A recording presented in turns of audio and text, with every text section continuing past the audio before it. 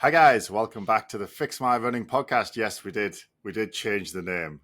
My name is Matthew Boyd. I'm a physiotherapist and running coach. If you enjoy the episode, don't forget to like and subscribe. And if you're so inclined, share it with a friend. Today we've got one of our clients with us.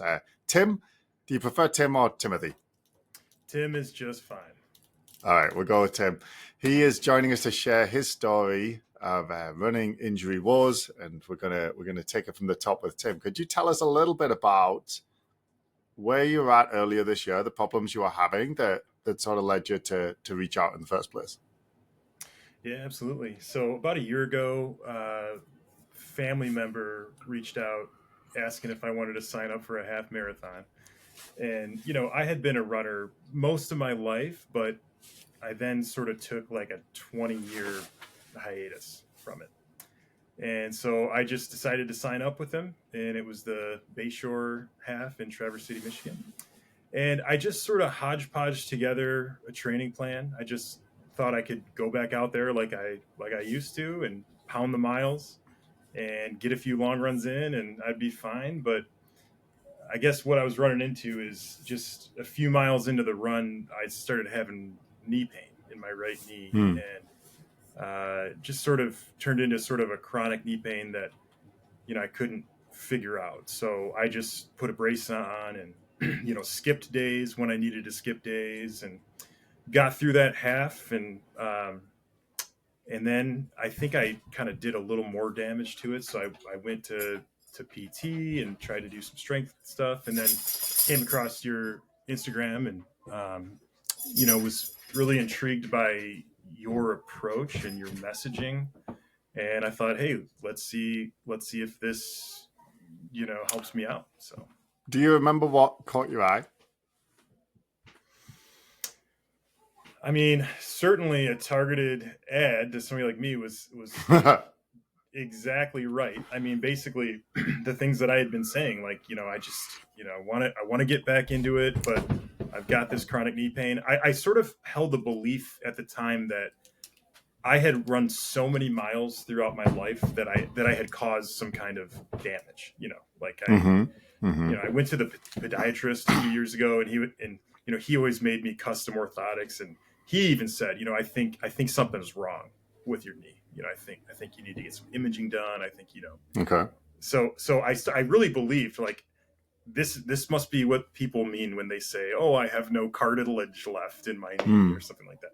But your messaging sort of intrigued me because it was suggesting that the rest and the recovery isn't necessarily what's going to heal my knee and ultimately strengthen my knee. And then the concept that really stood out to me was this idea that ligaments and tendons can strengthen, differently than muscles, but and it takes longer. But it just wasn't a message that I had heard in other spaces. So I think that's something that stood out to me. Yeah. Okay. So then, how long was it? Like, from the start of the year until you started with us? Like, how much were you running? Were you running at all? Were you running just a little bit? Like, what was the sort of limitation that you had? I mean, before that half in May 2025, I started running, February, March, April. So really not enough time to prepare my body for that half. And then once that half was done, I took another extended period off because I basically hurt myself, because I did a half before my body was really ready to withstand the consistent impact from it. So, and then I just kind of got back out of it, and I tried to just focus on strength training and physical therapy once a week. And that was helpful, but I think it was only helpful to a point because, it's just once a week, and they do give you these exercises to do. They print out this sheet of paper for you to follow, and it's like everybody else. I did not do that, So, I mean, maybe if I was more disciplined with it. How come you didn't? I mean, I could give you all sorts of excuses, like I was finishing my PhD and I was working on my dissertation, and maybe that is legit, but ultimately I think it comes down to the delivery model wasn't aligned with my sort of day-to-day very hectic schedule, and so What do you mean? like they printed out these exercises and handed me this sheet of paper, and they were like, do this, do these things. And I think that what I like about your program is that there is a plan, and I log into the app, and I don't have to do the work of like finding that sheet of paper and then like, figuring out exactly what to do. You have like videos that are paired with the workouts. And so if I don't know what a Bulgarian split squat is, then that's okay. I can just click on the video. Yeah, I can just click on the video and someone shows me what to do. And so I just think it just makes it so much easier to follow through on having that plan paired with the educational aspect of the plan. So then you reached out to me. We had a chat. We thought, I guess when you decided to work with us, what was the decision maker for you? Why did you decide to move forward with us rather than kind of continuing to keep trying on your own? I think for me, the biggest motivating factor was I believed that if I didn't commit to something like this, that I probably wouldn't dive in the way that I wanted to. And the other thing is, like, sometimes I can get carried away with trying to plan my own training, because I'll want to go too hard on the slow days, or one of the things I've learned throughout the training so far is keeping my slow days slow and keeping my workouts hard is very important to the progression. And I just think it's harder to do that without any sort of coaching, because you're relying on yourself, and you're of course biased. And so, I think that I just felt at the time like, look, I need a little bit of skin in the game to kind of motivate myself to follow through on this plan. And I really think I could benefit from someone sort of walking me through this process in an evidence-based way. Nice. And then, so once we got started, first few weeks, what was your experience like? It was frustrating. Because, this idea that you get a similar aerobic benefit from a training session where you're alternating between running and walking as you would from a session where you're running consistently. Also, again, foreign concept. No one had ever told me that before. So I think I had it in my mind, this sort of meaningless motivation to run consistently throughout the run, just to do it. And I think the first few times that I went out there and was running like 5 minutes on, 1 minute off, I was feeling very strange. Like, wow, what am I even doing? I don't even feel like I'm doing anything, But then I started to realize, like, oh, actually, I'm not having the knee pain. You know what I mean? So I think the very first part of the experience was frustrating because I'm a competitor. I wanted to jump in and I wanted to open things up, and it was forcing me to slow down, and it was forcing me to be very intentional about the approach. And that was hard at first because of how I guess I had been sort of programmed or socialized to think about exercise. Yeah. So that first part was sort of challenging in the restrictive sense. Yeah. If that makes sense. And you stuck with it. You did it. So when did it start to change? Like, how long was it before you started to see some progress? I stuck with it for the most part. I mean, of course I didn't follow through on everything, but I think I did enough to sort of make it effective to a point. I think what I noticed is in training based on zones, not based on miles or even necessarily time, maybe, what I noticed at the beginning is my heart rate was way too high for my perceived effort, and I was chatting with my, the person who's managing me, and I was like, hey, what's going on? Like, I feel like this is like a easy thing that I just did, but my heart rate is telling me otherwise. And I just think it took some time to get my aerobic base sort of at a level where my heart rate accurately reflected my perceived effort. Mm-hmm. And it came pretty quick. I mean, I think within a month, I was sort of, I got my aerobic level to a point where I was like, okay, this feels like at least aerobically, I'm progressing. You know, Mm-hmm. Mm-hmm. And how was the knee doing? knee was doing fine. Virtually no pain. I think I came at a good time. I think if I would have kept pushing it on my own and causing more and more damage without being thoughtful about my approach, I think could have gone differently. But for me, really there was basically no knee pain Mm. all the way through until I started doing some longer runs and maybe pushed it a little too far. And then some of the threshold work recently has Mm. brought up the knee pain again. And so, it's sort of been important to communicate that um, to the team, and then make those adjustments. So, Yeah. yeah, What do that's you kind think of a was summary of my. Yeah. yeah? What do you think was like the key ingredient that? Because it sounds like your progression since starting with us was very straightforward for the most part. A little frustrating and maybe slower and starting lower than you wanted to, and things had to be changed, but it was fairly straightforward. Like, what do you think was the key ingredient that set you on a path to now where you're running long, you're running thresholds, and you're pretty solid, you're not really getting much knee pain versus, what you think it might have gone at, like otherwise? What do you think was the key difference? I mean, it's hard to pick one thing. I think there's a few things that I think were the largest contributors. I think number one is just getting that extra mechanical load off of me during the exercises. So doing the run walk strategy was like number one probably.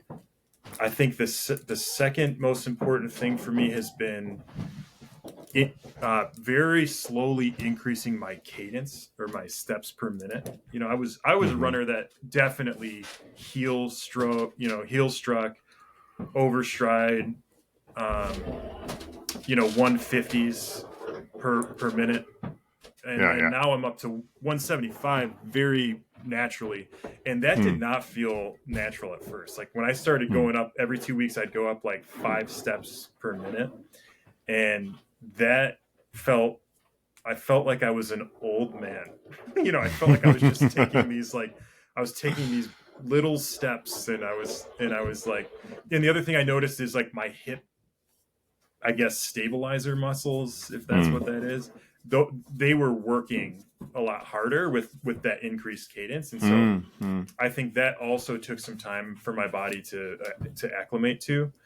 Um, and then I still think the thing I'm least consistent about, and I'd like to focus on in the next few months, is the strength work, is Mm. making sure that I'm viewing the strength work just as high as I'm viewing the runs.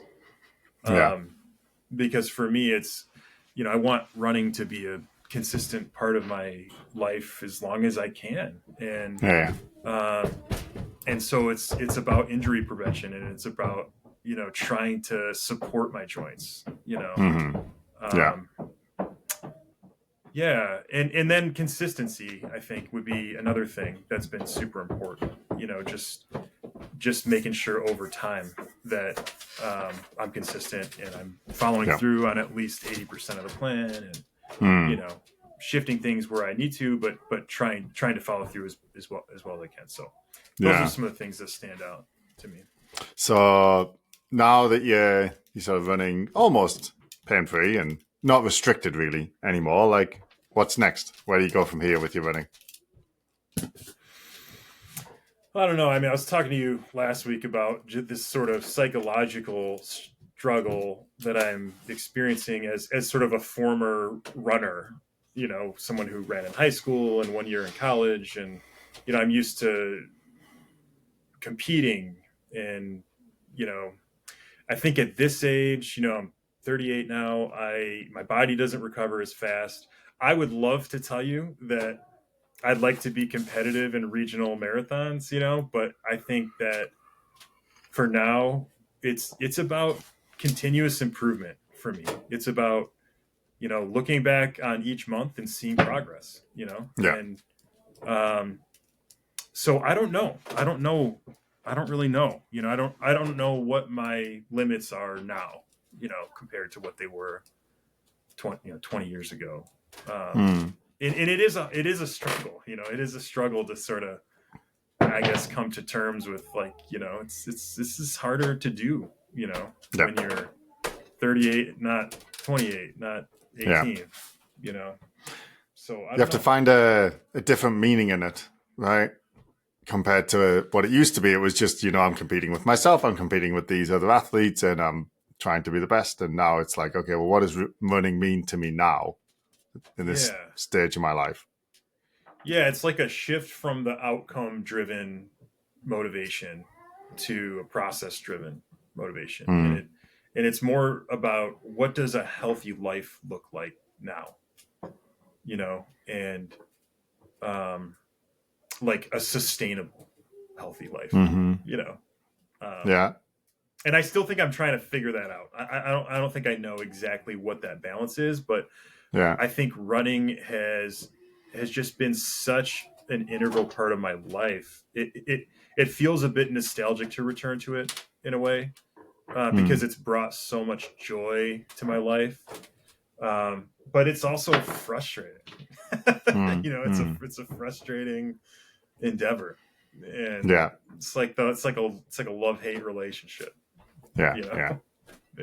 I'm sure there's many people who can empathize with that, right? Yeah, for sure. Coming into a different time in your life where you're not going to be able to get PRs in certain events, right? And then, like, it's okay, so why am I doing this? What's driving this now? And you have to, especially if you've been away from it and come back, like trying to figure out what your relationship with running is going to be. And you're still going to need goals. We all do. But what are they going to be, But I like what you said about, competing with yourself from a month ago or 2 months ago. Yeah, I think too, it's running is such a great way to connect with your body, and sort of like develop that internal sense of like what's going on in your body. And it's such a healthy physical expression, I mean, I think it's important to my mental health too. So just something that I hope to be a part of my life as long as possible. It will be. We'll make sure that you're doing everything right now. Like you said, we need to get the strength training a little bit more like convenient, dialed in, specific, and working for you to make sure that consistency is there. But you're laying the right foundation, right, to keep running on for the rest of your life. So well done, man. Well done. Thanks. I'm trying. It's a sacrifice. I mean, going out on these long runs on Saturdays, I mean, that's 2 hours that I'm gone from the family, and it's like, it's a hard ask, I think, but I think ultimately I show up better as a father, as a partner, as a friend, when I am, caring for myself in this way, being consistent with running and fitness in general. Yeah. It's one of those things, like, you got to pour into your own cup so you can pour into others. And like, for me, that's what running is in my life. It's a big, like, mentally it's extremely helpful, but also like helps me feel good so I can be like a better dad, better team member, that kind of stuff, as opposed to any specific time goal, right? It's like I said, it has a different role in my life now. Yeah, and it's interesting. I just listened to another podcast where the top American from the New York City Marathon last week or 2 weeks ago was interviewed. Joe, I can't remember his last name, but I remember what he said, and it was something like, marathoning rewards people who are disciplined, and I just like how that was said, because I think that's something that I really like about running, is that it rewards people who are consistent over time. It's not like I could get to a great level with a couple months of training. It's like, this is going to take me years, and it's about continuous improvement, and it's about showing up, and about having a long-term vision. And this is just a sort of value, I think, that I align with in general. So I Yeah. think that's why, running is such a fit for me as a person, because it, what you get out of running is sort of aligned with like that core value of mine. Yeah. Absolutely. Yeah. I think that's a wonderful note to end on. Thanks for joining us, Tim, Absolutely. and sharing your story. And well done on getting back to running and finding a new relationship with it. And now you'll have it back in your life for the rest of your life. So congratulations. Yeah. And thanks so much for finding me on Instagram and sticking with me, even with some inconsistency. That's quite normal. Don't worry about it. We're used to that. All right, man. Let me just stop the recording there.